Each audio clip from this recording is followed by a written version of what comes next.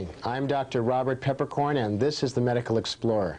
As a specialist in skin diseases and allergies and as host of this program, I'll take you on an exploration of the medical communities of our Northern California counties and bring you behind the scenes of medical care practices right here in our local areas. Tonight, the Medical Explorer will show you an area of healthcare that's rarely shown on medical television programs produced by traditional medical doctors. Our program tonight will focus on the field of chiropractic care. Did you know that more medical doctors are now working with chiropractors in their treatment of back and neck pain? The problem of chronic back pain seems to be constantly increasing in the United States. Unfortunately, many medical doctors do not have the time to deal with this disabling problem. Our special guest tonight, Yuba City chiropractor Dr. Anthony Perillo, will demonstrate one aspect of his services as the Medical Explorer visits his North Point Shopping Center office.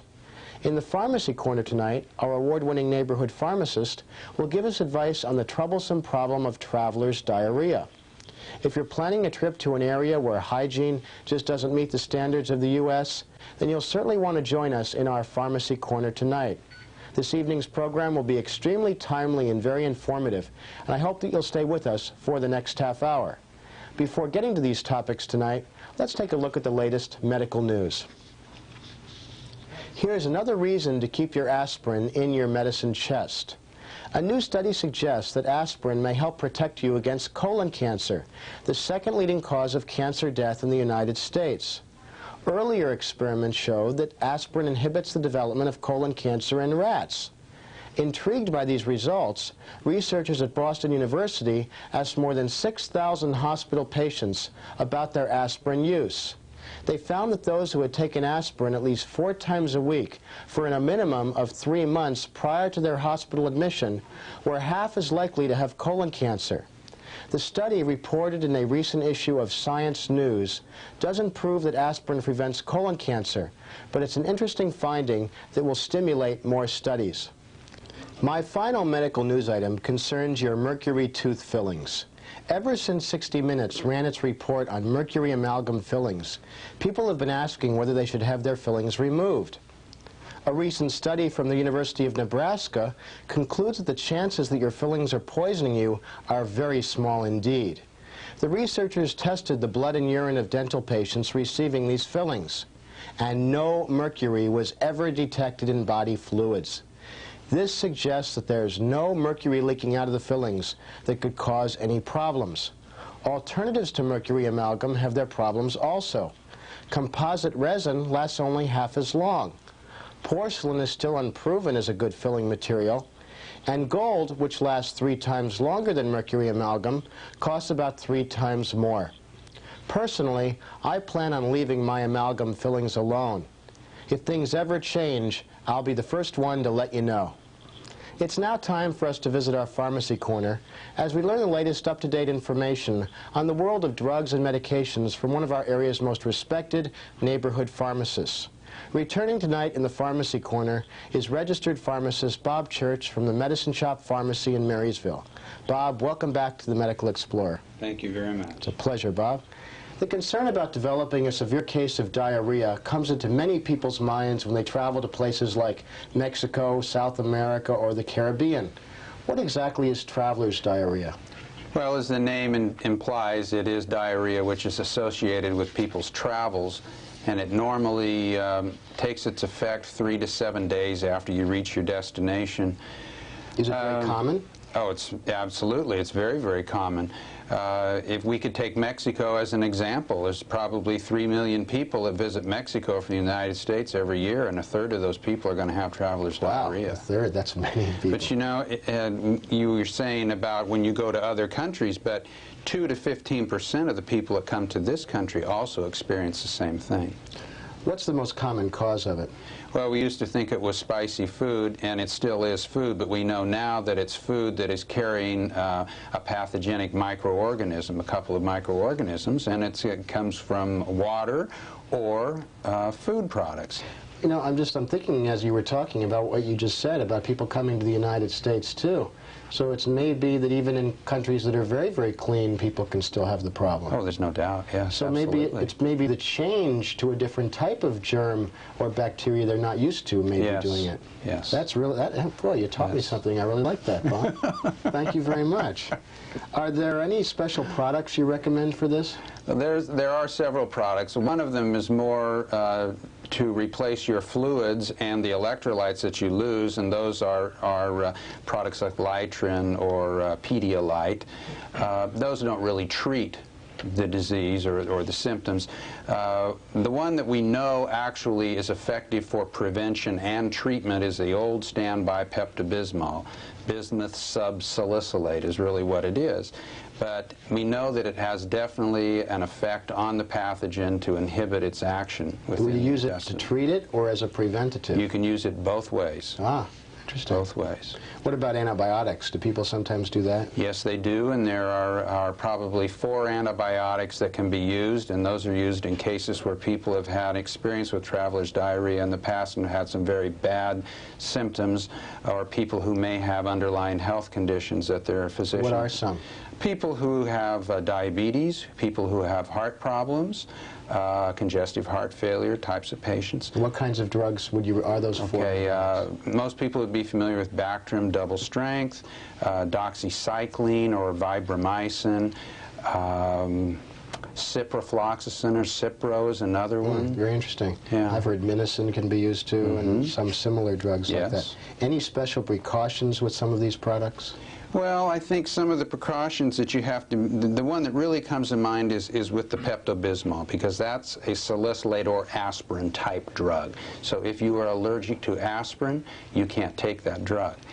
If you are a child or a teenager who may be getting over a viral infection like the flu, you do not want to give Pepto-Bismol to somebody of that. Bob, as usual, very important information, and I thank you very much for sharing that with us tonight. You're welcome. It's a pleasure having you here. Thank you. I hope that our viewers will practice preventative medicine and plan for the possibility of this problem before they embark on their next vacations. We look forward to Bob Church returning to the Pharmacy Corner on future programs. Now, on with the Medical Explorer. As you have seen during the past 9 years, we've made many efforts to show you a great variety of health care options available in your communities. Tonight we will explore an area that departs from the practice of medicine offered by MDs or medical doctors. Let's leave our Skin and Allergy Medical Group studio and travel to the corner of Queens Avenue and Live Oak Boulevard in North Yuba City as we explore the practice and office of chiropractor Dr. Anthony Perillo. I'd like to thank Dr. Perillo for inviting us to his office today. Thank you very much, Dr. Anthony Perillo. Thank you. Tell us a little bit about your background in education and where you grew up before we get into some specifics about your work. Sure. Well, I'm practically a Yuba City native. I moved here when I was 2 years old and went through the school systems here, went through Yuba City High School and Yuba College before I went on to chiropractic college. It's fascinating. We have several professionals in the community who've started here, trained in the local schools, gone off to college, universities, postgraduate, and then come back, and that's really an uplifting feeling for the whole community. There's a lot to offer here. I want to be back with family and friends. Well, I'm glad you're here, and I know you've contributed a lot. You've done a lot of work with the American Heart Association, I understand. That's correct. We've done a lot of work in the schools, trying to get the message out that you can take care of your heart before you need help. That's very good, and I want to congratulate you for that, too. Oh, thank you. Our subject today, though, not being heart disease, is the field of chiropractic. A lot of people have misconceptions about chiropractic medicine, what it offers in our current state-of-the-art care. Could you describe what chiropractic is all about? Sure. Chiropractic is an art and a science that recognizes that the body and the mind has certain abilities to heal itself. We try to get in there and try to let that happen. We concern ourselves primarily with the musculoskeletal system and to a lesser extent the neurological system. How does someone become a chiropractor? What type of formal education do you have to go through? Currently, the recommendations are changing, but the prerequisites when I went through school and graduated 5 years ago were that you had to fulfill 2 years of pre-med at at a credentialed college, and then 4 years of chiropractic school. Are there many chiropractic schools in the United States? I believe at last count there was somewhere around 15 or 16. Oh, that's interesting, because there's over 100 medical schools. Exactly. Now, in regular medical office, you know, people that have medical degrees, patient comes in, the doctor talks to them, does a history, examines them, and often will prescribe prescription medication. How does your work in chiropractic differ from typical organized medicine? Well, actually, the format is almost the same. A patient comes in, we do a consultation initially to help weed out some of those misconceptions. We'll have a patient come in and say they want their diabetes taken care of. It's during that consultation that we inform them that that's not what we do here. We do a history, and then we start in with the physical exam. What would that entail when you're examining a patient? Well, if a patient came in with low back pain, we would have to discover quickly whether or not the low back pain actually originates from the back or not. Frequently, an abdominal complaint might radiate pain to the abdomen, and obviously we need to get that patient off to an internist. What are the disorders that you would really enjoy taking care of the most and really fits your background in education? Primarily musculoskeletal disorders. It would be, I would say, 35 or 40% of our practice is low back pain, usually of chronic origin, occasionally of traumatic origin involving car accidents. We treat a lot of whiplash, a lot of headache problems, muscle tension headaches. That's the bread and butter of chiropractic. What about the person who's had to be on their feet all their work life and, you know, 10, 15 years on a job where they don't get to sit down for 8 hours a day, and they start getting up in the morning and they feel that lower achy back? Could you help them with that problem? We can frequently. What we try to do initially is determine what is triggering their complaint. Sometimes it's something as simple as a postural habit. If that is the case, then we can retrain them in a sense and offer some symptomatic relief along the course of discovering what it is that triggers a problem. What do you have to do besides looking at the patient and talking to them to see what the problem might be? Well, in some cases we need x-rays. In some cases we need to refer out for a neurological consultation. X-rays help us determine whether or not the patient has a condition other than something we can treat. So they are used on occasion. Years ago, doctors and chiropractors didn't seem to talk much to each other. Now I understand, and I've done it myself with my own patients, refer directly to chiropractors to work with some of these problems. Do you see a change in the way things are happening in the United States? Yes, it's a very exciting change. It's changing in the positive direction. There's a lot more cooperation between chiropractic and the medical community in this area. I've witnessed it myself, and I think that's really to the benefit of all the patients. The neurosurgeon likes to do surgery. That's what he's trained to do. He spends 5+ years after medical school training to use his knife to go in there and do things on the back that have to do with nerve pinching and all those things. A lot of neurosurgeons, though, are so busy with that surgery that they don't have a lot of time to deal with the patient who has back pain that may not need surgery. So do you get involved with those patients? Sure we do. The back pain originating from a bulging disc is something that we frequently treat here. A bulging disc that is not separated or fragmented can be successfully treated conservatively through a certain type of chiropractic treatment. When the disc is fragmented, though, the neurosurgeon likes to get in and get his job done. They do it well in this area. We have some real good ones, I know. We sure do. And we have good hospital facilities where they can work as well. You're actually able to take part in some of those diagnostic facilities at the hospital. If you have to have a special brain x-ray, you can have that done at the hospital? There are a couple ways we do it. I frequently work in conjunction with the neurosurgeon. If we need CT scans or MRIs, we secure them together. That's great. So you can work together and evaluate that and determine the best care for your patient. That is correct, yes. We're actually going to see one of your patients in a few minutes and show how that is done, but can you describe to us briefly how a treatment actually takes place?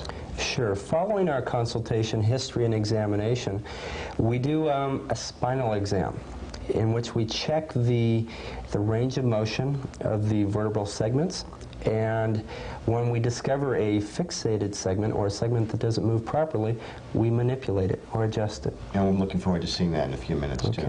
I noticed a change in chiropractic care in the community. When I came here about 10 years ago, a lot of chiropractors would drop off to my office different brochures about treating allergies, which is what I do in my medical work, and diabetes and other types, heart disease, and I never could understand from my medical training how the chiropractic fits with that. However, you don't really get into that, and it seems to be there's a change in that. A lot of the newer chiropractors in town are not in those areas. Is there a trend? There's a trend, and the trend has been going along pretty good with the different type of education we have now. Chiropractic was based on a philosophy, and that philosophy predicted a lot of things, and some chiropractors took that to the extreme. If you have diabetes, it's best to treat it medically. If you have allergies, avoidance is obviously an ideal way to handle it, but chiropractic should not be your first line of treatment for either of those conditions. Interesting. I think that's fascinating. I think a lot of doctors are refreshed to hear that point of view too. Yeah. That's very interesting. When a patient comes in and has the pain problem and you're able to help them through different things, which we'll see in a moment, how do you know when it's time to stop treatment? Well, that's a real good question. We know it's time to stop. Number one, when the patient feels better, or when the patient feels well enough to get on with their life on their own. We frequently check for the return of the normal back function. So when the strength is regained, when the motion, when the range of motion is regained, we know it's time for the patient to get along on their way and take with them the messages or the learning that we were able to supply so they don't re-injure their back. Would you help people with other bony problems like tennis elbow or a sprained knee or things like that too? Occasionally. It depends on the severity of the condition. A sprained knee that does not involve severe ligamentous disruption, we can treat conservatively here. Your training includes that as well? That is correct. Okay, well, what I'm really looking forward to seeing now is your actual treatment area, maybe your x-ray area, if we could take a look at that. So why don't we head back to your office and take a look? Okay. Great. I understand you've completed the first part of your evaluation and you've had the patient in here for x-rays? That's correct. We shot an AP and a lateral lumbar view.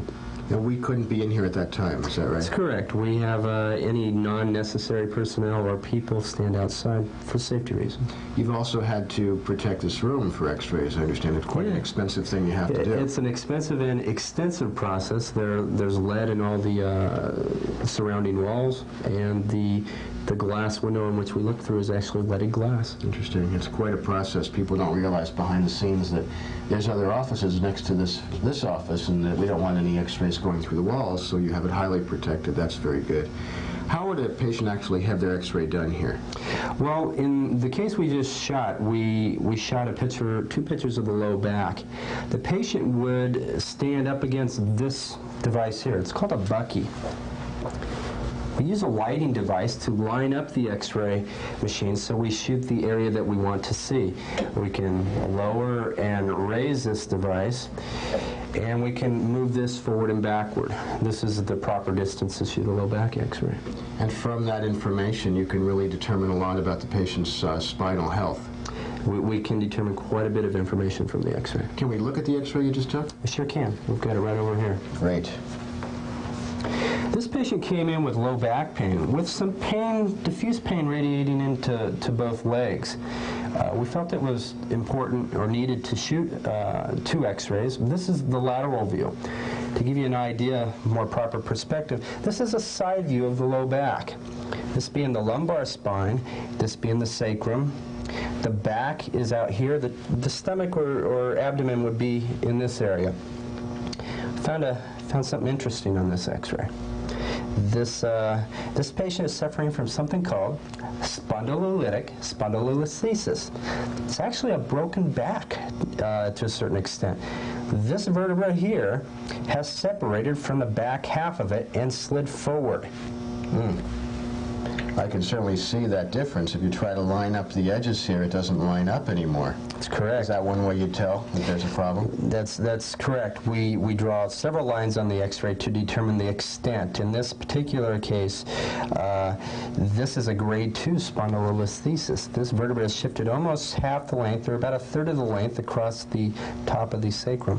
Now, where would the pain actually come from? Is it from the bones, or is it from hitting the nerves, or where is the pain? It can actually come from several areas. abnormalities. In this particular complaint, we frequently get pain radiating from these joints in the back here called the facet joints. Because of the amount of tension on the disc that appears between these two vertebrae, there's probably some irritation happening at the posterior or backmost aspect of the disc. The spinal cord would sit about in this position. Let's see. Now, you have an excellent model here of the spine itself, and maybe you could show us and compare how this, the actual bone abnormality would be. Can we do that a little bit? Yeah, we can. In this case, it is the fifth lumbar that is separated. This is the fifth lumbar. It's usually the last lumbar vertebra in the spine. What has happened is there is a separation at this point across this area of the vertebra. There's actually it's thought to be a birth defect that separates later in life, and the front half of the vertebra has separated from the back half. There's plenty of ligamentous support there, so it's not freely movable, but it does create problems. Could a person really get into bad shape if this was left untreated? They could, and if this condition were to progress, this could potentially be something that would require surgery. Oh, so you were in that same spectrum. You could start with non-surgery care, and if necessary, get to the neurosurgeon. Exactly. Care done. What I'd like to do is go back to your patient, now that you know that this is what the problem is, and see how you would treat that problem. Sure. Great.